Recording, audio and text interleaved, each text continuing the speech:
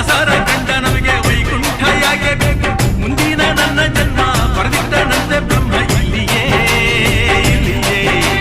ಎಂದಿಗೂ ನಾನಿಲ್ಲಿಯೇ ಹುಟ್ಟಿದರೆ ಕನ್ನಡ ನಾಡನ್ನು ಹುಟ್ಟಬೇಕು ಮೆಟ್ಟಿದರೆ